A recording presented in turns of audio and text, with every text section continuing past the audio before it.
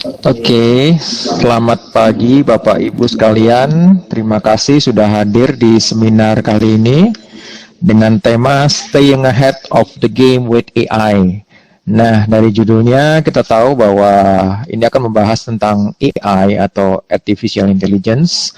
Akan dijelaskan secara umum apa sih tentang AI itu, kemudian ya kurang lebih akan benefit apa yang bisa kita dapatkan bagi institusi atau perusahaan di mana Bapak Ibu berada. Oke.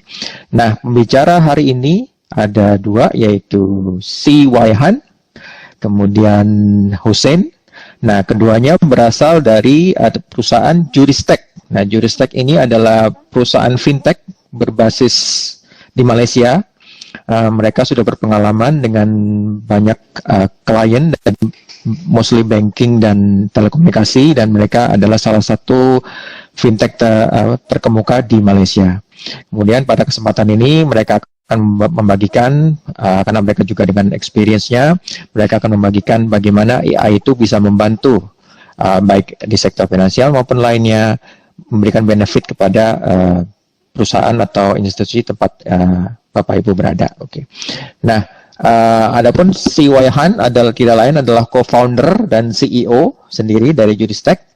Kemudian Hussein adalah Head of Center of Excellence atau R&D ya di Juristek ya. Nah, kemudian acara hari ini, setelah ini kita akan langsung masuk ke presentasi pertama oleh Waihan, kemudian akan dilanjutkan dengan presentasi oleh yang lebih sedikit tentang sedikit teknikal. Nah, selama acara ini bisa ikuti dengan seksama, karena nanti di tengah-tengah presentasi kita akan memberikan beberapa hadiah, ada kejutan-kejutan di tengah presentasi, dan juga kalau mohon bisa dapat mengikuti tengah akhir, karena di akhir acara nanti masih akan ada kuis berhadiah. Jadi acara webinar hari ini bertaburan hadiah, jadi monggo silakan Bapak Ibu bisa mengikuti dengan selesai, dan saya yakin akan banyak manfaat yang bisa kita petik dari webinar kali ini. Oke, habis ini kita langsung masuk saja. Kita langsung masuk ke presentasi. Now without further ado, I will turn the time over to Waihan. Please, Waihan, I will make you the presenter now. Andi, please. Okay, terima kasih Diki for the introduction. Let me go and share my screen, and thank you everyone for attending. Nanti ya. Nanti. I'm going to share screen first.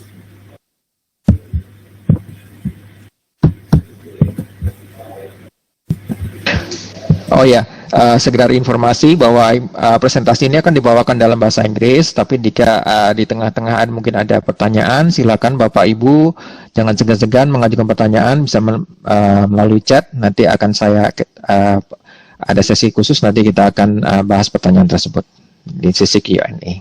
Makasih. Okay, thank you, Vicky. So, thank you everyone for joining me. Just a quick one. We just want to talk about our topic today, which is how to stay ahead of the game with AI. Okay, so throughout the presentation, there will be hadiah for 50,000 rupiah. Okay, so but you have to spot this picture. If you spot this picture, that's when we are going to give out the gift. Okay, and we're going to ask simple questions. Okay, so jadi nanti akan ada beberapa hadiah seperti saya kemukakan tadi. Silakan menyimak, di tengah-tengah nanti ada kejutan. Go ahead. Okay. So a very quick introduction for our company Juristek. What is Juristek? We are a Malaysian-based fintech company started in 1997.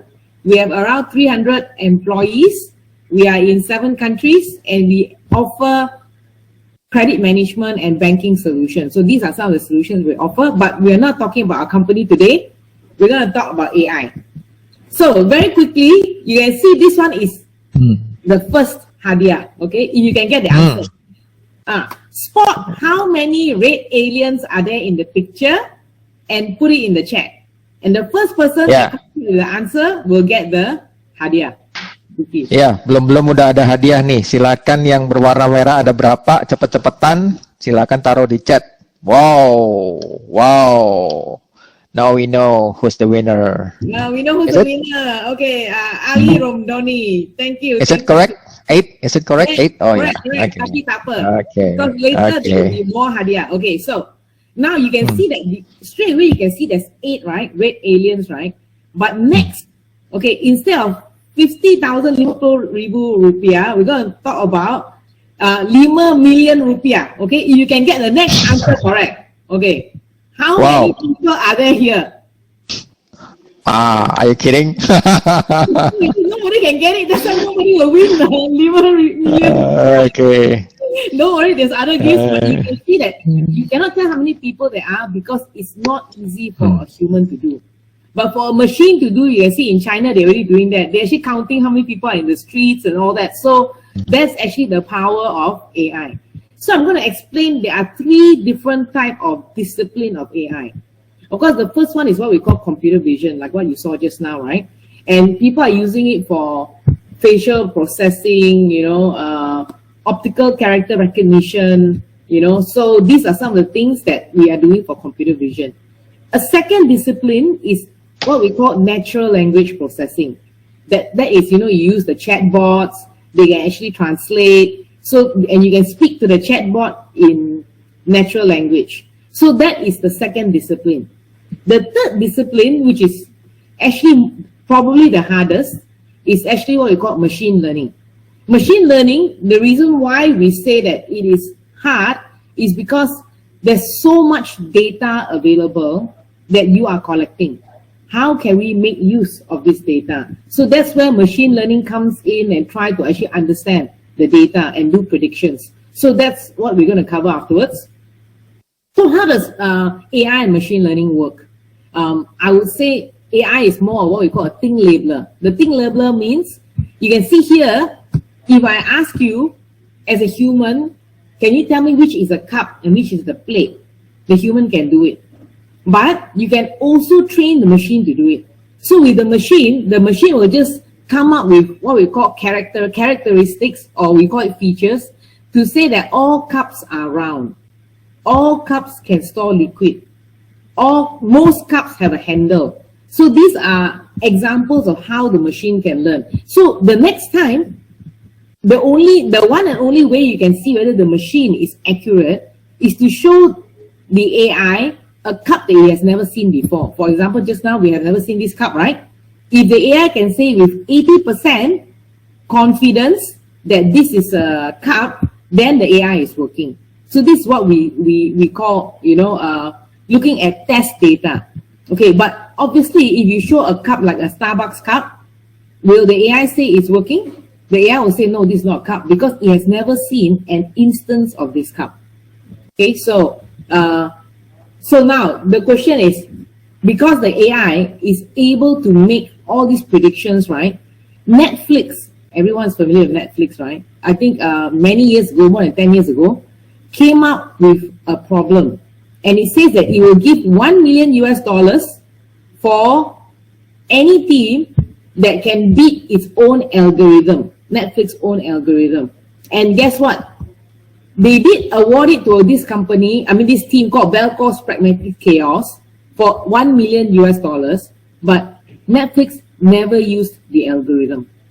Okay, if you want to find out why did Netflix decide not to implement the winning algorithm, you have to wait until the end of the show when Hussein will actually explain to you.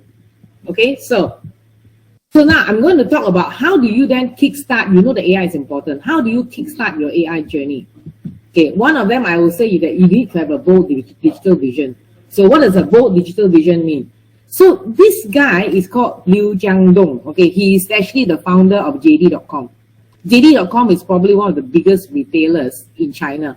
Okay, so now, during one of the World Retail Congress, right, of 2018, he actually suddenly said this: I hope my company will be 100% automation company. I hope that someday there will be no human beings anymore, 100% operated by AI and robots.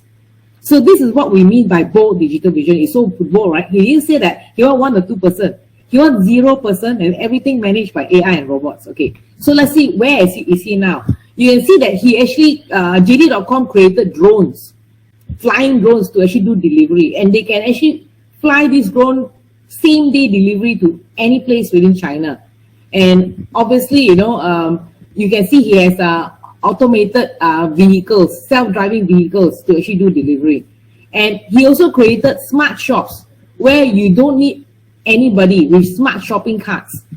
Okay, so now the question is that this is what an example of bold digital vision is. That means that you need to start with that bold digital vision first, and then you start implementing it.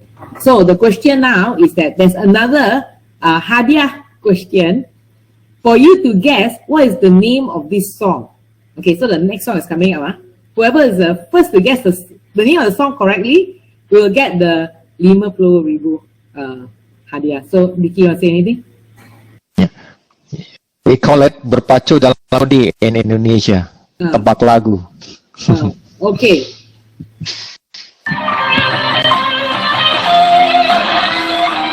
Oh, sounds familiar. Okay.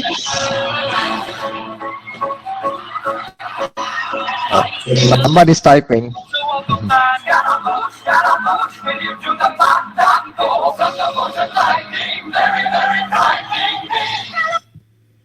Okay, so anyone want it? Anyone got it correct? Okay, yes, it's Bohemian. I think we get the same winner. Wow, very responsive. Congratulations, Pak Ali Ramdhani. Yeah. Okay, and actually, what happened, obviously, that you can see that they came out with Liar, which is actually a hard rock song, and it's by Queen. And then you can see that what happened was that they came out with Bohemian Rhapsody, and I actually saw the movie. It was very interesting, because basically they were saying that they want to do something that's operatic and hard rock, but it was a very, very bold vision, because even the song that they came out with is cannot be played by air, because there's a minimum of a certain amount of minutes that can be played for the song. But they decided to do the song, and that's the reason why now we actually have such a fantastic song, right?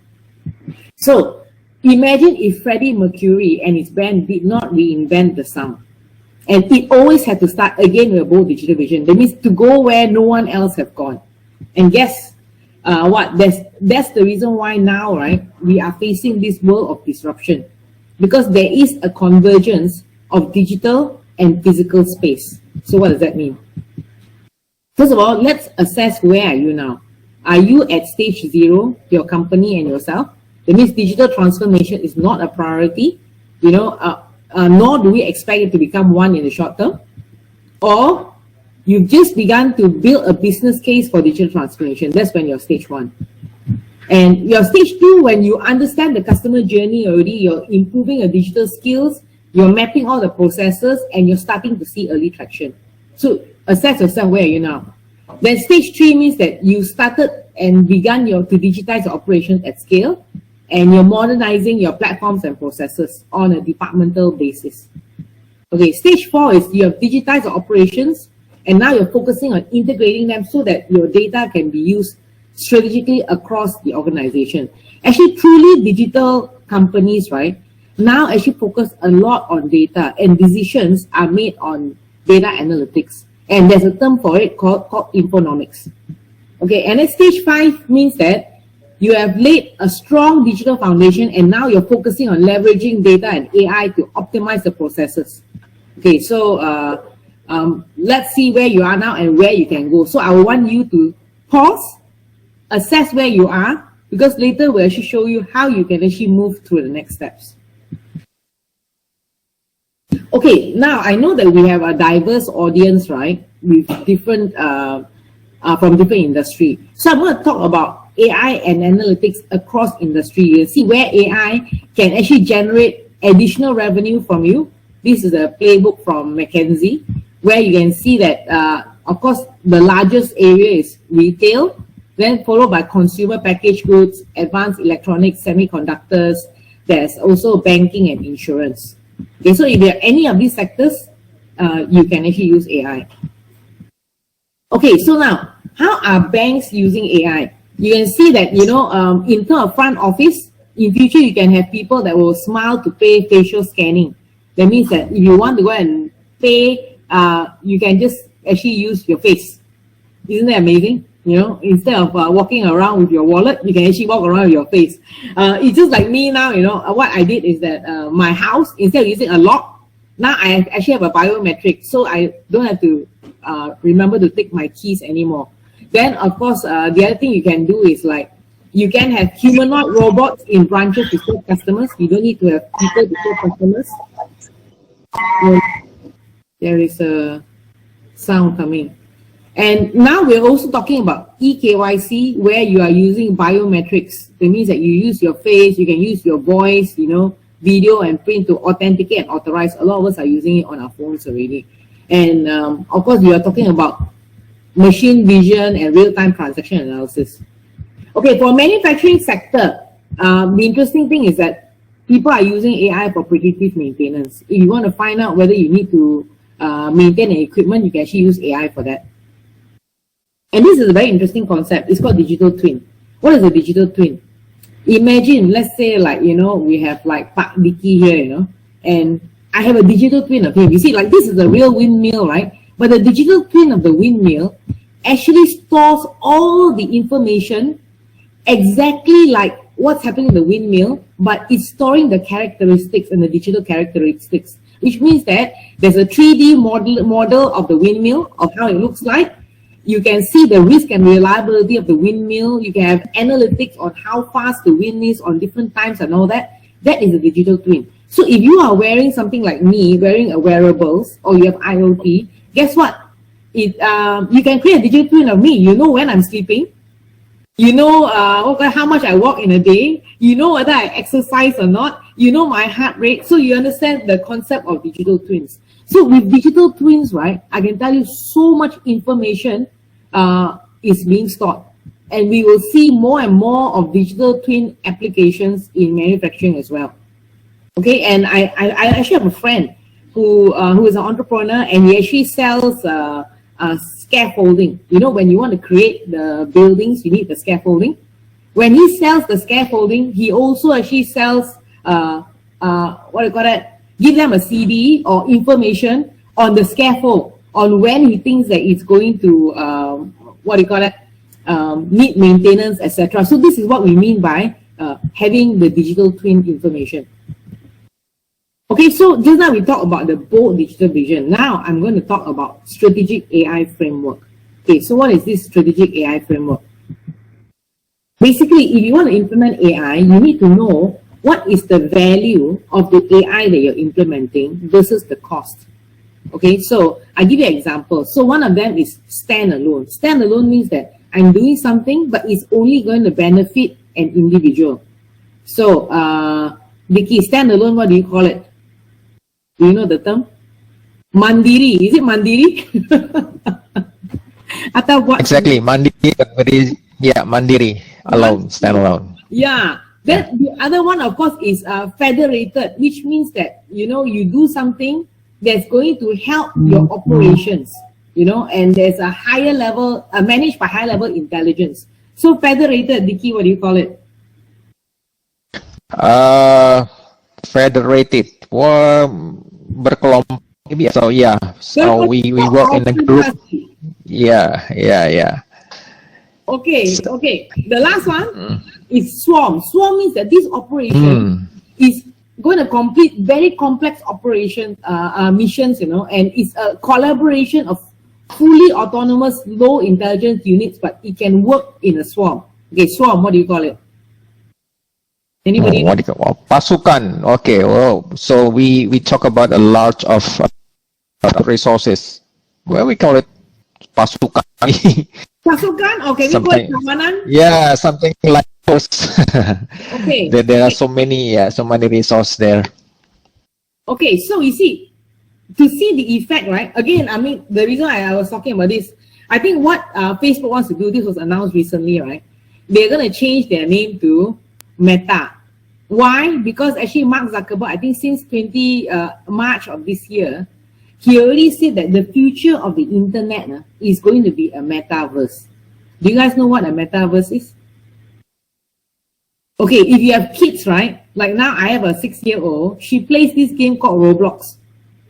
Roblox and Minecraft, they are like metaverses where when you go in there, they have avatars, they talk to their friends who are avatars, they can build their own house, they can, you know, go and do trading and create their own restaurants and all that. Those are metaverse where everything is like virtual and augmented reality.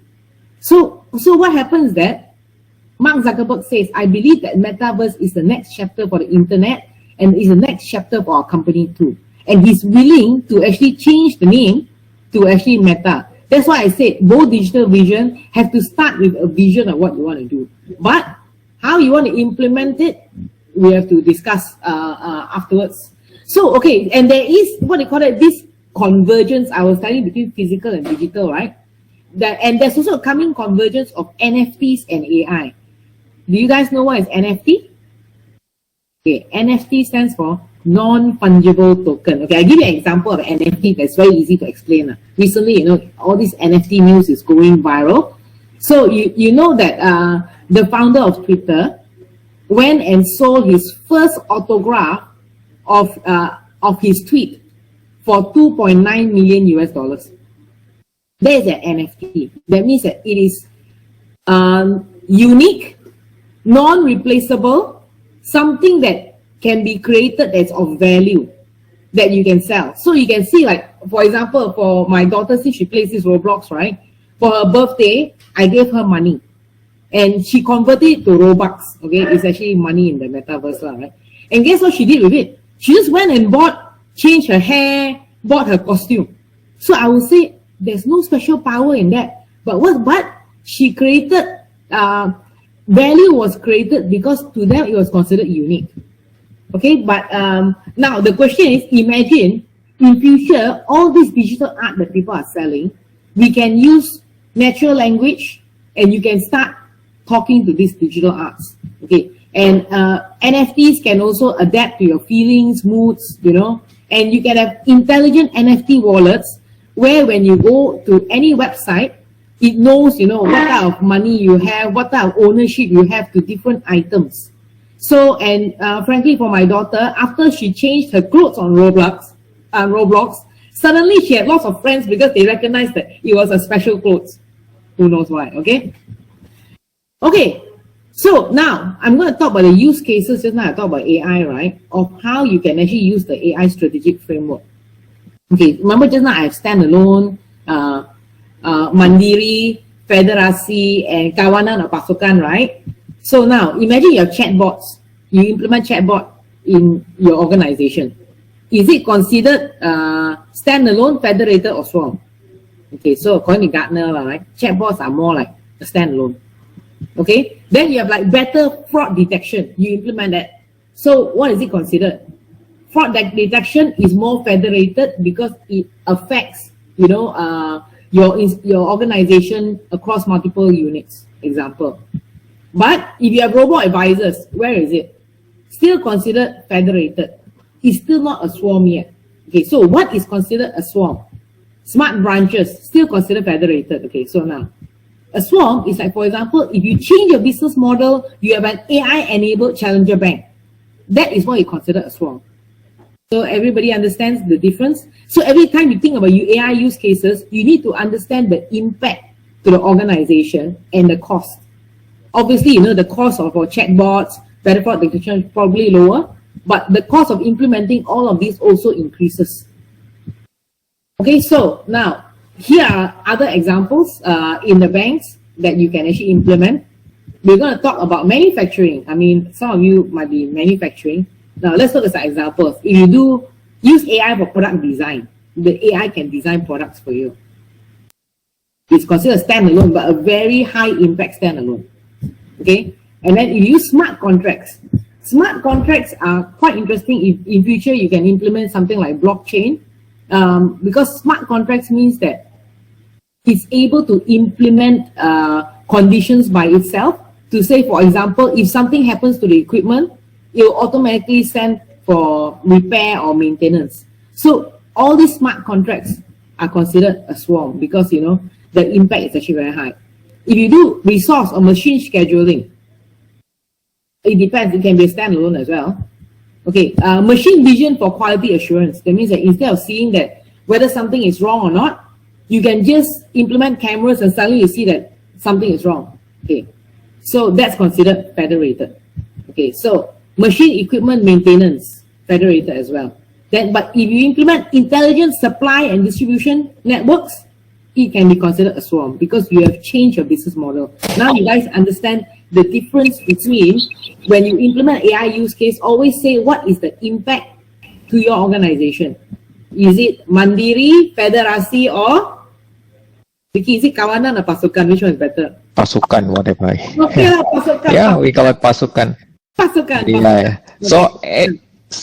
Actually, it depends on the scale and complexity also of the implementing, right? Yes, of course. Yeah. The pasukan will be more difficult to implement. I would say. But complexity gives more impacts to the for the benefits, right? Yes, correct. So Yeah. no risk, no gain. Okay, so now since we learned about this AI strategic framework, what is the process for determining AI use cases for yourself? Okay, so I would say there's 3 processes, right? One is you need to select the use case first. That's how you start. Then you need to prioritize, and then you need to rank these use cases. So select means that you list the use case examples with your own ideas. And then you need to socialize, which means tell the other people, your stakeholders in your organization, and to see whether is it something that they feel is important to them. Then after you selected, you need to prioritize. What's the business value? That's where we actually prioritize, correct? And then you need to identify, is there any roadblocks? I think a lot of times the roadblocks I see in organization is that then there's no business domain owner. Sometimes they want to implement a technology, but there's no owner to own it, and then you need to, of course, have KPI and whether there's data or not, etc. Then also, is it very technically complex? Maybe your business is not ready for it, example. Then finally, is the use case a business extender? That means it just helps your business a bit, or is it a game changer? Vicky, can you explain business extender versus game changer for me? Okay, so jadi ada satu perubahan itu yang sekedar hanya menambah suatu jenis usaha, tapi ada suatu perubahan tuh yang game changer itu benar-benar memberikan suatu arah baru gitu kan. Kemudian secara mungkin impact juga ke policy perusahaannya, tapi dipastikan juga bahwa ada benefit baru yang memang signifikan dengan adanya perubahan yang lebih mendasar gitu kurang lebih. Nah, okay, yeah, good. I think. Yeah. Good. So once you've identified that, then when you stack rank, because normally the business extending use cases is easier to implement for you to test. You may want to start with some of these smaller ones first. Then the game changes, that means perubahan yang signifikan. You can go after, you've actually applied 3 or 6 business extenders. And then, of course, you need to then give higher rank to the use case with the highest potential to become the pasukan. Okay, so with that, I just want to talk about the last part. Number 1, you start with both digital vision, right? Then you actually use the strategic AI framework to identify whether you can actually use AI in an organization, what you can use it for. Then third is that you need to find and harness what you have. Okay, let me explain what that means. A lot of times, right, you actually already have a lot of things, but you're always looking outside, So if you have a girlfriend already, don't find a girlfriend, example. Okay, so what happened is, how do you unlock the value of data? You see, with AI, right, people are always talking about, I want to get hold of social media, your smartphone data, and alternate data. But what a lot of organizations don't realize is that you already have so much data under here that belongs to you, your existing relationships, conduct of your account, how your customer is behaving, your exposure, how much money does the customer owe you, or how many transactions does the customer spend with you, and things like that. Then the Internet of Things data that is already available. Then, you have your real-time data from the machines for people that are in manufacturing and all that. So you have more data here then the data here. So a lot of times when we talk about data, everyone is talking about, can I find data out there? You also need to realize what is it that you already have. Okay, so I give you one example for finance. Obviously, because we are very familiar with finance, right? You can see finance people always talking about, I have credit card data, auto loan, mortgage data, etc. Maybe bankruptcy records. But guess what? If you already have the corporate accounts or their own savings accounts, you have so much data. If you have also, you know, whether they make rental payments or not, utility payments, there's a lot of additional data that you can get a hold of for alternative. And some of these may already be available in yours as well if they're using your credit card, example. Okay, so now what is the future, right? If you start using AI, I would say that people will change from what we call product centricity. Product centricity means that every time I want to sell something to someone, I'll say, do you want a credit card? Do you want an auto loan? Do you want a home loan? This is for banking, example. But instead of doing that, what if I have so much data about this person, I can tell them that, hey, if you're going to this store, I have a BNPL for you, buy now, pay later for you, you know, or for a business, if they are doing, they do not have enough working capital. Because we know the data about their business, their transaction, their account conduct, we can go and suggest, can I give you more working capital? If we have information on their inventory, and we know that they are storing, now buying hazardous goods or goods from certain places that requires more insurance, we can go and say, hey, you know, can I actually handle your insurance for you? But basically, instead of focusing on product, we can then suggest products. We can then suggest products to them based on customer service centricity. So we see the future will be more like from product centricity to service centricity. One example of that is very simple. You look at your Netflix. It recognizes you as an individual because it knows your behavior and it will start recommending things for you. Okay, so with that, I'm going to go and do one exercise with you guys, which is called brain writing. Because remember just now I talked about the AI use case. I don't want you guys to just listen to a webinar and not be able to take something home for yourself.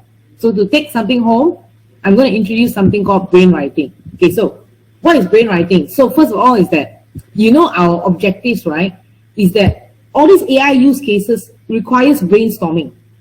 That means that you just think of as many ideas as you can in a very short period of time and see how many ideas can you create. Then from that idea, then only you use the use case, stack ranking to see whether it makes sense or not. So Vicky, can you help me with this one and explain? Vicky, cannot hear you because you muted yourself. Vicky, we cannot hear you. Ya, oke. So ya, jadi setiap ide yang besar itu selalu mulai dengan brainstorming. Artinya kita kumpulkan ide-ide bahkan yang paling absurd yang nggak masuk akal, tapi kita tampung, kemudian kita filter dari kumpulan ide yang tampaknya absurd atau masuk, tapi jika dikumpulkan kita organize, nanti muncul tuh sesuatu inti atau solusi yang apa istilahnya akan bisa kita jadikan suatu yang menjadi solusi yang real gitu. Tapi intinya ada brainstorming itu. Kumpulkan dulu semua ide, kumpulkan semua gagasan yang ada. Itu yang disebut dengan brainstorming. Gitu. Yeah, so the key, now I don't call it brainstorming, I call it brain writing because you know why? If you brainstorm, I talk to you and you talk to me and let's say all of us brainstorm. Then what happens is that it takes a long time.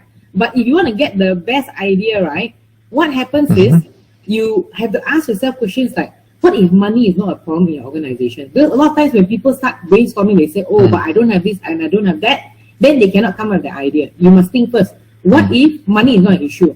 Or what if I don't have money, can I solve it? The other thing is that imagine if I'm an 8-year-old, how would I solve it? So you need to think of all kind of crazy things so that you can come up with the ideas. Okay, so with that, right, we are going to do, that's why I call it brain writing. That means that you just write without talking to anybody doesn't matter whether the idea is crazy, is silly, is good or not. Think of what are the AI use cases in your organization, and this is one of the peluang untuk mendapat hadiah juga. Okay, in which we will choose a winner among this, not the first person, but an idea that I find is interesting. So can we ask people to go to this menti.com? Yep. And enter the code. Silakan. Ya, silakan di scan QR code, kemudian isi jawab pertanyaannya.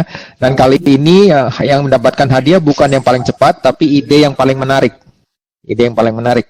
Jadi tetap ada waktu 3 menit, tapi sekali lagi yang menjadi kriteria bukan yang tercepat, tapi yang paling menarik. Silakan. Okay, and Andy, I think you can let Laura, what call it? To be presenter. Okay. Yeah, to be presenter. I stop sharing. Okay, Laura, you're now presenter.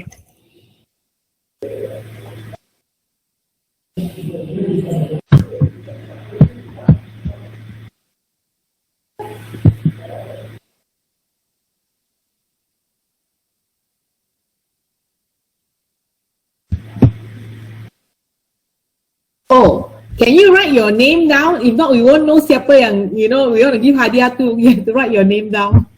Oh ya, jangan lupa nuliskan namanya ya. Iya. Ini nggak?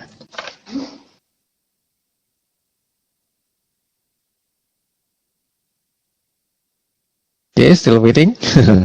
We're still waiting. Tak apa. There's no idea that is good or bad. Just write down. Yeah, maybe some people a little bit shy.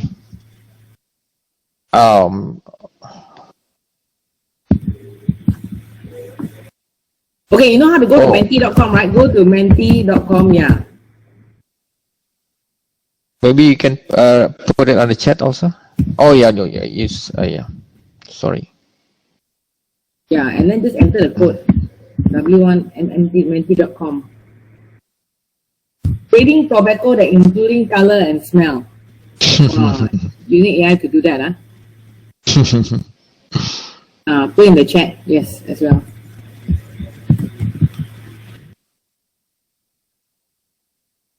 Ada idea?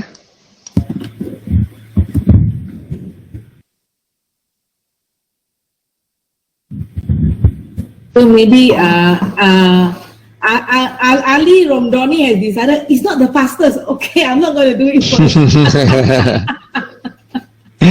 Yeah.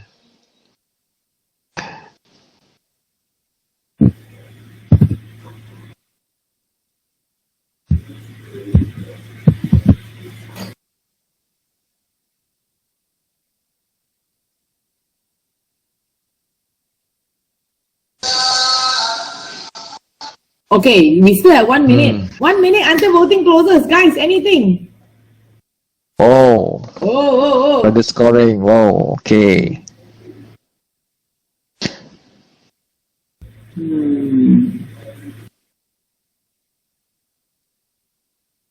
Hey.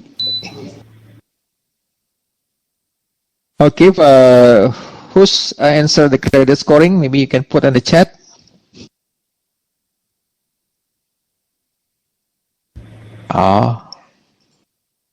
Oh, okay.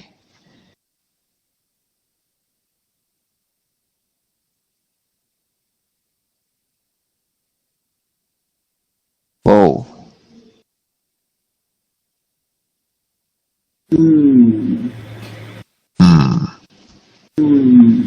So many interesting ones. So many interesting. Oh, Ali Romdoni has said something already.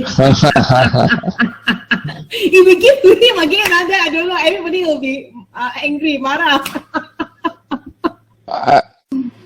Ali Romdoni, detect grass. You mean?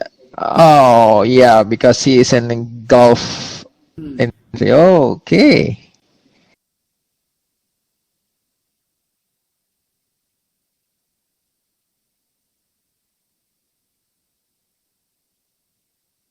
Oh, voting is closed. Oh, is it done? Okay. Okay, actually, there's a lot of interesting one lah, right? I will say that I like the one that okay, I haven't decided which one yet lah, but you know the one management in institution, simple and secure trust in AI. I think that's difficult to do, but it's very interesting because you know in not just talking about AI, like you know that now most of the central banks are talking about creating their own digital currency, which is for the government. But that one means that, you know, everyone can monitor what everybody is spending and will be using the central bank digital currency. So the one that I'm going to choose is the FNB one. So who's the one? Did you say who? Saya mengelola FNB. Ya, yang tadi idenya tentang FNB mungkin bisa taruh di chat ya, siapa ya? Ya, siapa ya? Because you know why? Because it's you know, when the customer, because now all of us scared of COVID, right? That's different. When the customer comes in, then kami bisa dikenali terlebih dahulu dengan AI, mulai dari usia dia, jenis kelamin, wawasan signal sama, kesehatannya dari COVID, alamat atau kriteria. You know, this is good. So, yeah, you have to write in chat who is the person, then this person will get the gift, the 50,000 rupiah. Yeah. Okay. Yeah. Okay. Diki? Ya, tadi yang FNB boleh sebutkan nama, ini ada cukup menarik karena ada lupa menyebutkan nama. Mawardi. Oh, baik. Oh, terima kasih Pak Mawardi. Oke. Okay. With that, I think I have concluded my section. To summarize, right? Just now I said, first you need to start with both digital vision, the why first. Okay, then I actually talk about using the strategic AI framework. And with this use case that you came up with, you can go back and actually brainstorm and say, is this use case useful? And you can stack rank it, prioritize it. And then thirdly is, look at the data you have to see whether is it possible for you to actually do this. Okay, so Diki, I'll hand it over to Hussein. Baik, oke. Selanjutnya kita akan masuk ke sesi berikutnya oleh Hussein. Oke, Andy, can you make Hussein presenter right now? Yeah, already. Right, good morning, everyone. Let me share my screen so everyone can see my screen. All right. So thank you, Waihan. So the section that I'm going to talk about is actually about AI in actual production. So we want to see, like, if you want to use, all these nice benefits of the AI, and if you want to use it in your production, what are the things that you need to consider and what are the challenges, right? So if you want to apply any AI, basically requires a lot of people with a different skill sets, right? So you need data science operation. Data science operations are the ones similar to... sorry, Hussein, there is... Sorry? Sorry, is my voice clear?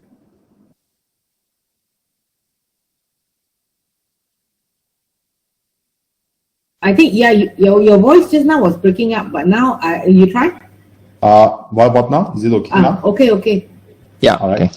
Yeah, maybe it was a connection issue. Okay, so let me just full screen. So basically, we need different people with the different skill sets. So data science operations are the one that actually handling when the model is created, how to control this versioning, and then let's say if the next version is created, how they can actually take this version into the production and control all this process. Like the core data science people are the one that actually generating the model. These are the one that actually doing the machine learning, and they are very familiar with the statistics. Data engineers are the one that usually do the integrations to gather the data and the pipelines that requires to bring the data, and then data science can use it. IT architectures are the one that actually decide about like specs of the system. Let's say what are the APIs required.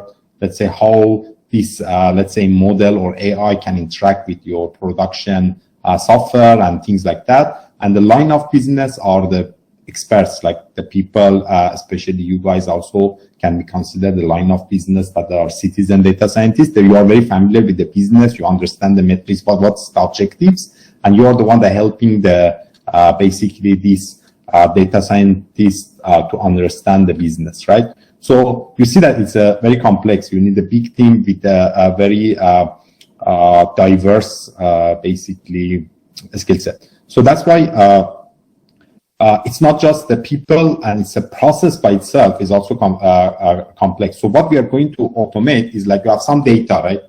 That data can be, if let's say you are in financial world, then it would be some transactional data, some loan data, things like that. If you are in product, let's say in manufacturing, it would be like some data from the sensors of a different devices. It's a vast majority, like a lot of data, right? So, and this data, you want to get something out of it. So what you want to do, you want to predict. Let's say in financial, you have some data about the previous loans that you give to people, and now you want to see, okay, how I scored a new person that comes in with that data. So your prediction would be, okay, what's the score, right?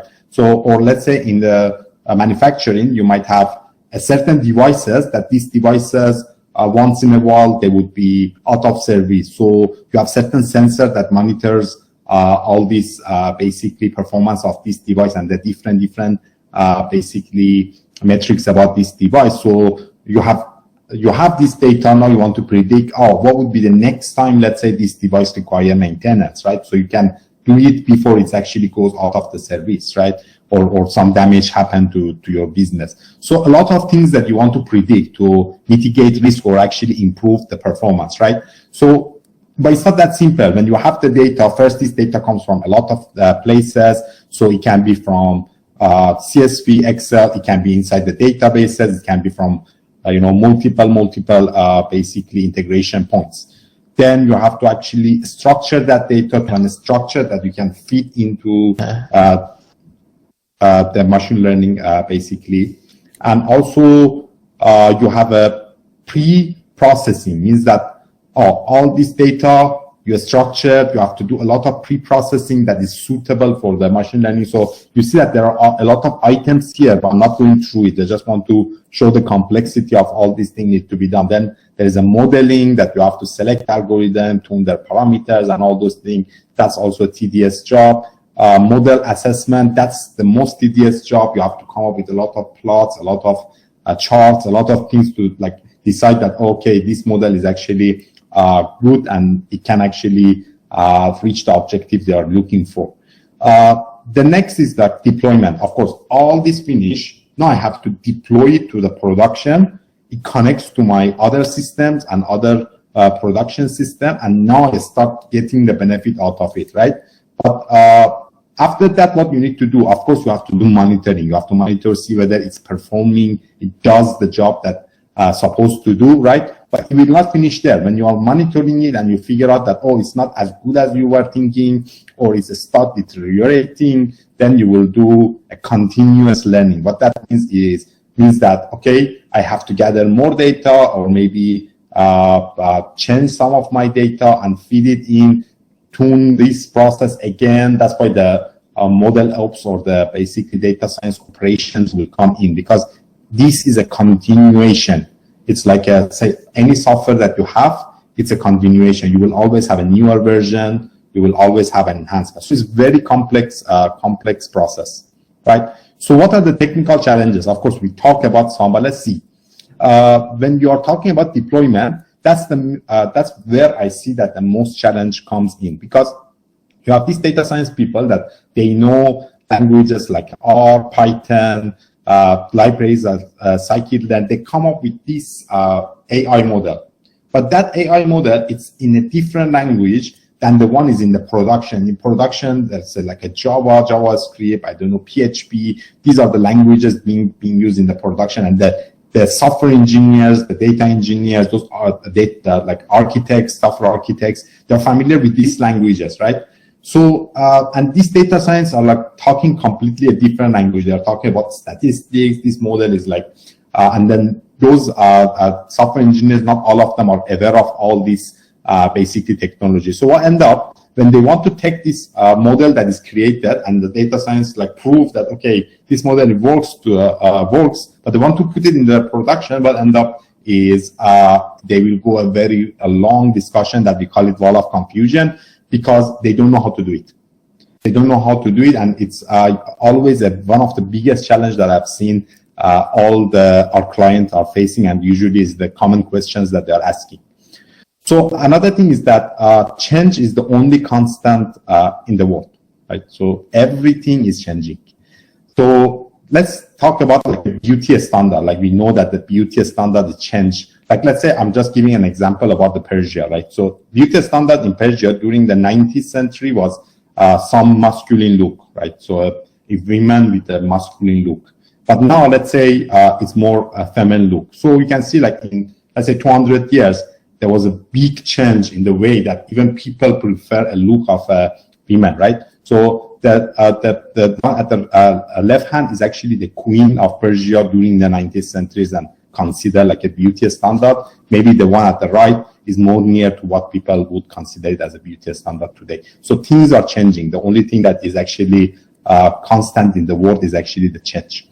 So staying relevant, right? So if this change happen, actually what you should do, right?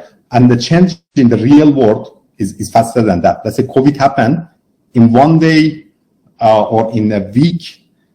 Some industries like travel completely go to a different basically level. It's like they go to near bankruptcy. So like they were booming and then suddenly go to near bankruptcy.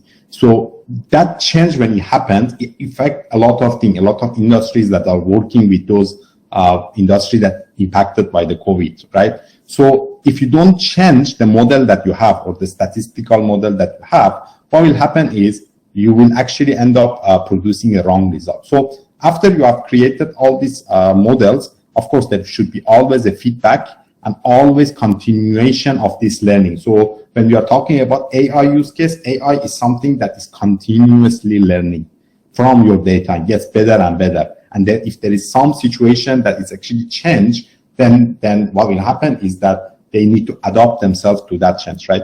So that is basically what we are saying, staying relevant by the continuous learning, and it's challenging. Now we had the challenge of one time deploying to production. Now this needs to repeat and repeat and repeat. So it's like a never ending process. So what we want to say that in the real world, things are faster than that, and you have to be ahead of your competition. And example, like 2008 Olympic men's, let's say 100-meter butterfly, Michael Phelps actually win by a fraction of second against the competitor, right? So you can see like in the real world, in the real industry is something like this. You just need to be a bit better than your competitor in order to beat them, right? So we come back to to basically the questions Waihan basically give at the beginning, saying that Netflix had this competition for AI, for AI algorithm for predicting the ratings of their movie. So they wanted to predict. They have their own algorithm, but since this algorithm was very important and it was like a very important part of the business, they want to make it better. So they throw this competition, and these people actually managed to beat the Netflix algorithm, right? They get the 1 million, but it's never implemented. So why? I think now after I explain all these things, you can understand why. Because the cost of and the complexity of implementing AI for that solution was so high that actually did not justify the benefits.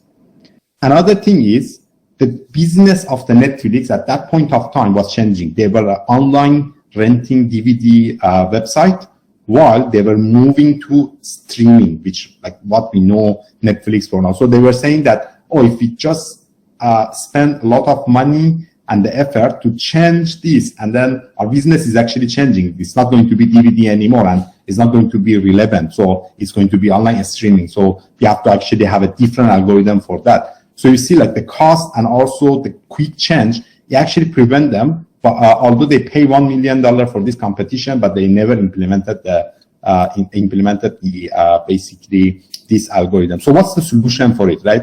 So solution is we have created this Juris. This is a system that is actually help you from end to end. Like what it can do, it's actually the benefits. I'm just quickly going through it. It's explainable AI, meaning that it's basically every decisions or every model that comes in, out, it has a lot of things to explain why it's actually making those decisions and how it works, right? So it's easy to deploy. So when you want to deploy, you remember the wall of confusion, it's going to be easy because it's not going to happen. It's going to handle the deployment for you.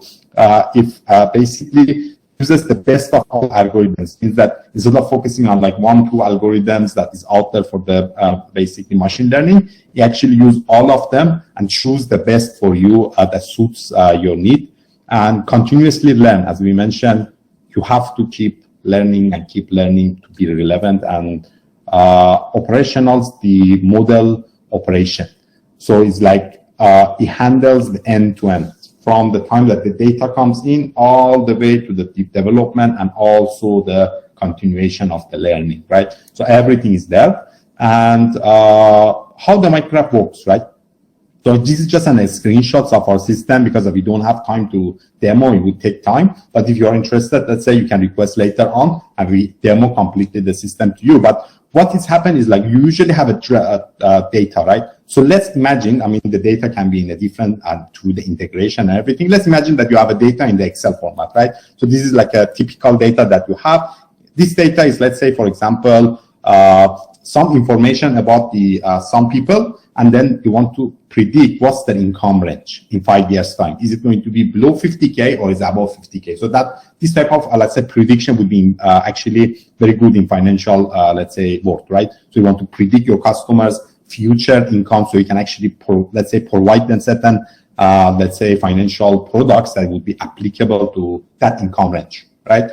So let's say this information is in things like, okay, the job sector, their age, and the like, typical information about the human. Like, you just put it inside the system, you just drag and drop it, and what will happen? You click next screen, it will just show you that, okay, what do you want to predict? So we say that, okay, I want to predict the income in the next 5 years, right? So I choose the income field and say, okay, I want to predict that, and click on the play. So the moment I click on the play, then it will start training. So as you can see, it will start training, run for a few minutes, and basically it finishes up and gives you the results, right? The result tell you like, oh, it was 91%, let's say, accurate in predicting the basically this. So by 91% accuracy, it would predict like correctly the income range of the people. So very amazing, right? So you have some data now, you can actually take action based on those data that you have, and in future you can actually predict people's income when they come. That's one example. It can be anything. So what Minecraft can do, regardless of the industry, is it the financial, is it the basically industries, it doesn't really matter, right? So whatever it does, it's just like you have some data, based on that data you want to make some decision. It can help you with that decision making. You figure out the formulation, right? And it is not, I'm just giving you a few screenshots, but like, let's say this is just giving you importance of all those variables you put, which one is more important. For example, in predicting the someone's, let's say, income, it end up to be like the relationship being important and other factors that you can see, like relationship comes, let's say, at second. For example, you're single, or let's say you're married. So you can see that basically a lot of already analysis available out of the box for you to see. It's a lot, so I'm not going through it. I just show a few examples. So the analysis is already reported, but remember that I said that taking it to production is going to be hard. So it automatically also generates the APIs and the sample code in different programming languages, and it's like a RESTful API. You give it to any software engineer. they can just integrate it and integrate it to the production, right? So instead of they are confused how to take this to the production, it's already in a standard API that any software engineer can take it. You just say, oh, this is the API you just need to use, and these are the data you need to pass to it to give the prediction. They can take it to production. It's going to be very fast. And that's it, all done. So, and the remaining things regarding the monitoring, continuous learning, everything is in the system. So I'm not going through all of that, but it actually reduced the time you need to spend. Months, 6 months, a standard of the industry, to maybe days to just do one round of the, let's say, model training and deployment to production, provided that the data is ready, right? The data is ready. Sometimes the issue is like the data is not ready, so we have to prepare that data. But provided the data is ready, right, you can actually do that. The team that probably takes 5 to 6 months in normal way, in few days, and take advantage of being the first and being fast to react to changes in the world. So that is all about the basically Juris Minecraft. And in future, if anyone interested or have certain use cases in mind, can actually reach out to us, and then we will try to accommodate for the demo. And that's it. With that, my part is concluded. Thank you very much.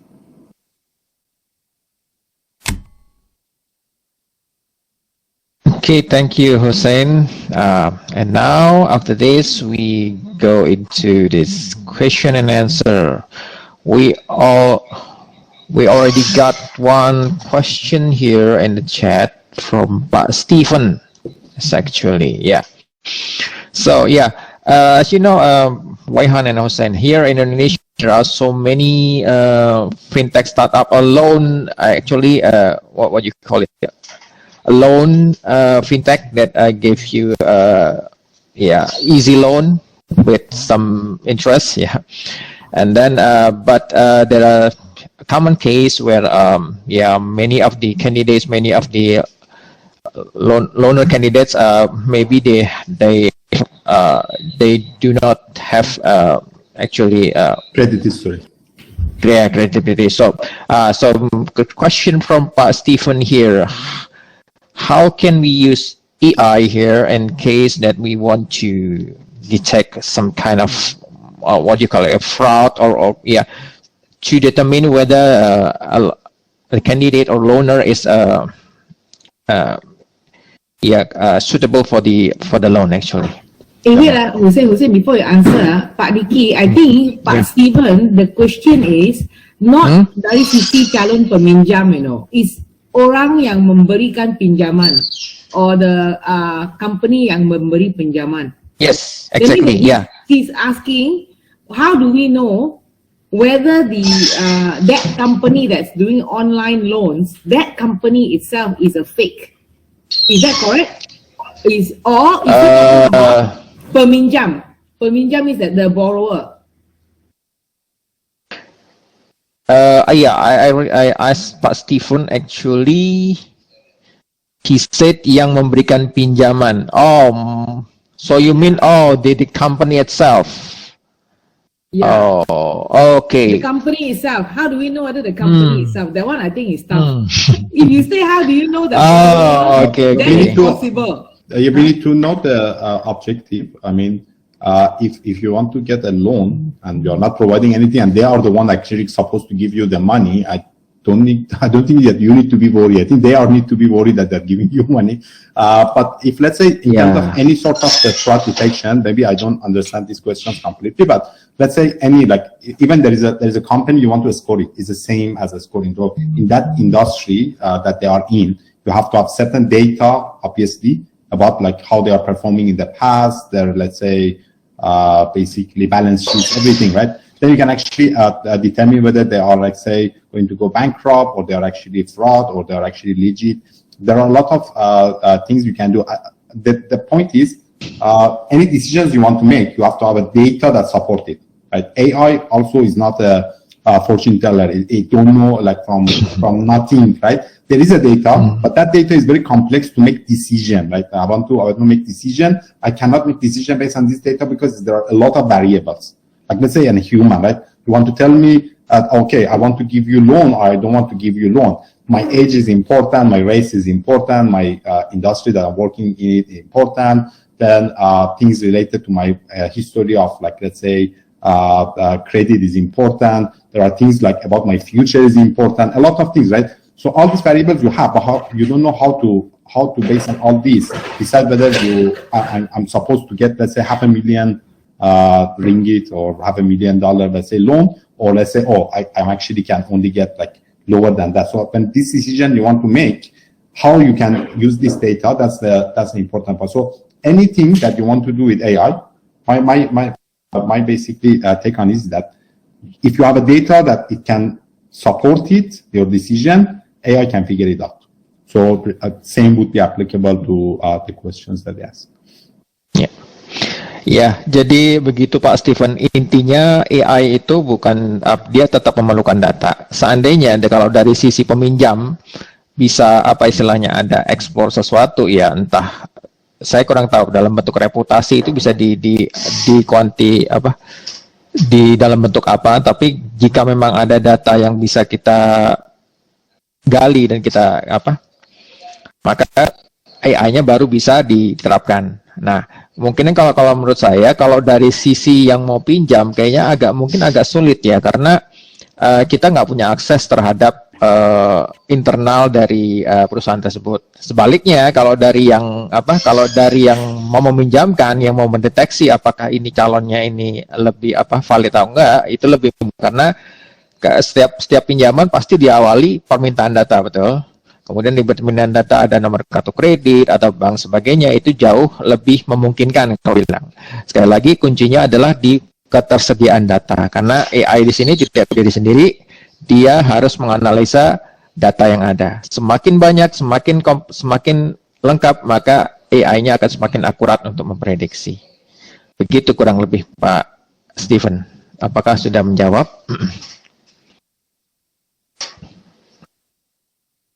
Okay, Pak Steven. Now we go to the next question, which Andi, can you help?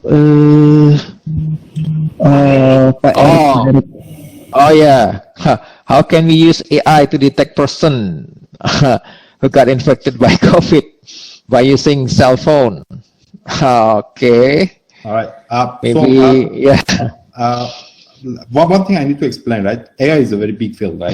So what we are actually focusing here is machine learning, and is for structured data, or actually the data. Like the data, what we are saying is like a data, like information that exists in some database or some form of basically data structure, right? That we can extract and then use it to make decisions. There are other types of AI, like let's say image processing, that can do certain things. Like I said, we are not focusing on any image processing in basically in the Minecraft.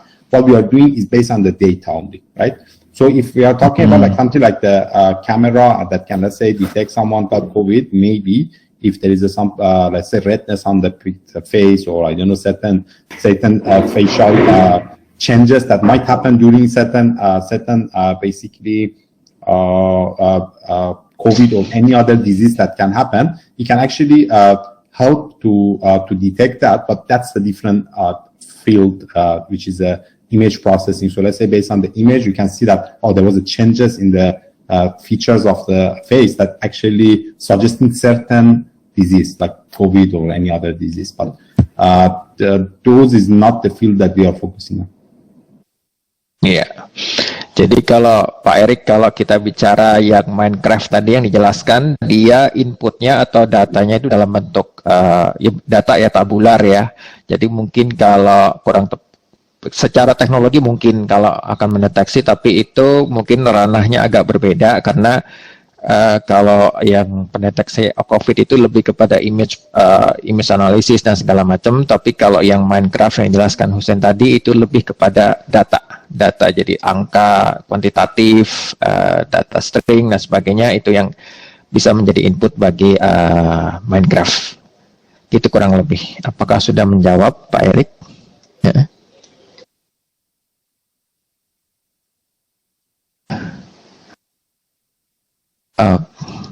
Okay, that is Pak Reza question. Yeah, maybe. Okay, can you explain how this Minecraft can do for investment companies, where the most investment money work to analyze the financial, how this technology can generate us, okay, A live Yeah, or real-time investment dashboard, so the boards. users can review it at any time. Yeah. Okay. Actually, for the investment, right? I think one of the industries that's using the artificial intelligence and data science and the data analysis to almost its most potential possible is actually these investment companies. They are actually, every decision that they make, it comes from the data. And there are even the fast traders that in a matter of a minute, they do a buy and sell, buy and sell, and buy and sell. That's decision you cannot do it with human. It's like impossible for a human to just decide that I have to buy now and sell, let's say, in the 30 seconds, right? There's this fast trading that everything is actually by machine learning. What they do, they just give all the variables that a human might use to make a decision, right? Based on the past history of all the trade that happened or all the fluctuation that was in the price. What they do, like take a look at what human take a look, some moving averages, some price action, some things that happen, right? Some economic, let's say, factors, everything, right? They have a live stream of all these things come in. Of course, they have trained the model that it knows like how to react. So the moment that it's certain confidence saying that, oh, this price of the stock, it looks like based on the volume spike, based on the certain news or certain thing is going to spike. So they just buy and they know where to sell. All these decisions actually come in terms of the machine learning. On top of that, there is also data analysis part of it, dashboarding, everything that comes, like they can monitor their portfolio, they can monitor the risk, they can be a prediction of the risk of their portfolio, everything. Like it's a lot of things can be done in there for the investment. That's actually one of the most advanced industries that they're using the machine learning. Okay, Pak Reza is typing now. I Oh, want to yeah. say something to Reza Yeah. also. You see, what happened is that we need to differentiate between business intelligence and AI. AI is much more prescriptive. Prescriptive, like what Hussein says. That means that if the share price, the based on movement, all that, it can make instant decision and prediction. That's what we use AI for. But if you talk about dashboards, normally it's business intelligence, and business intelligence, you look at the report and you decide what happened last time. But AI means that we look at the data and we make a decision what's going to happen now or in the future.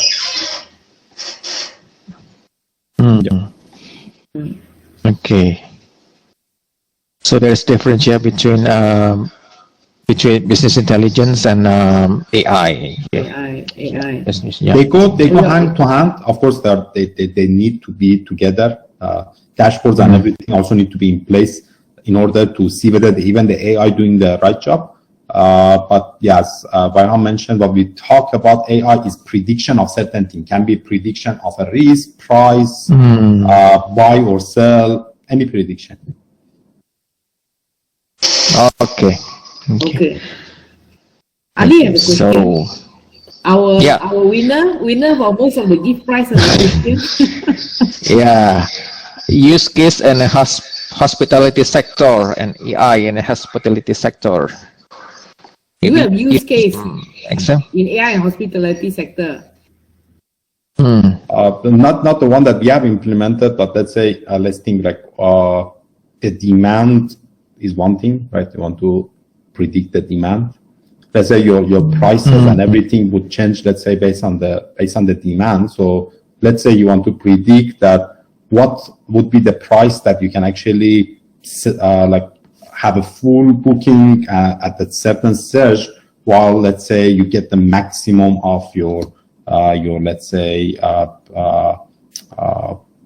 leverage on the price. Like, so it's like there's a balance, right? If you set it too high, obviously you would not be fully booked. If you are, let's say, too low, you are not getting as much benefit that you need. So based on the demand and the prediction, you can actually come up with like some sort of a range, right? So actually, it's a very common. It's like even the flights, right?